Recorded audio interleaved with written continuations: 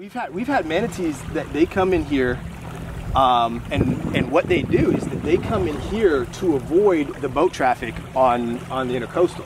So this is kind of like a safe haven for them to get in here, and the depth in some of these ditches gives them access so they can get around it, and they know it, man. It's unbelievable how their instincts can bring them right in here, because you're talking about 70 years of this environment.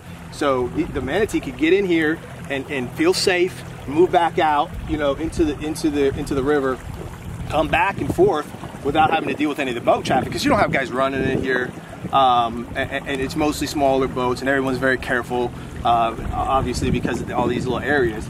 And the manatees come in here for protection, and we'll see them all the time. Dolphin too, you know, dolphin come in here and kind of move through it, and they know these channels, they know these waterways a lot better than we do, and they can get in and out of this estuary relatively easy to avoid the boat traffic, and you know, when they don't have the regulations on the river for the speed, and you know, people are moving out there obviously, and they come back in here to kind of get some of the protection.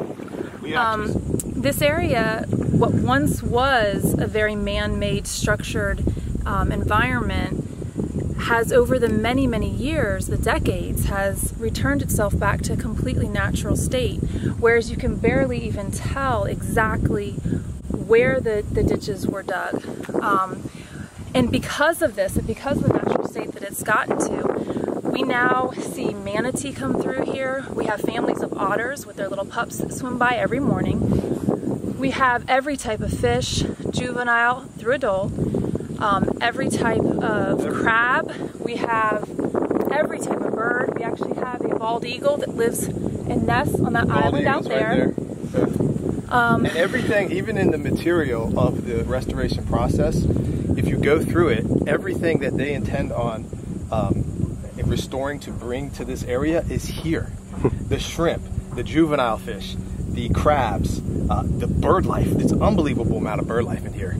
And this is why we don't understand that if they've been here, come to prove to us that this area needs restoration. Mm-hmm. That's what we want. Listen, we're all about the environment. We are all about restoration. So come here and let us know and show us why this area needs restoration, and then obviously we would have a conversation, and because yes. we if you can show us and somebody can prove to us, nobody has shown us any science that this area needs restoration, and then on the flip side, it's worth it, and it's a 180 because it is so abundant, and it's so abundant with life, and everything that they intend, everything that the program, the intentions are great for these programs.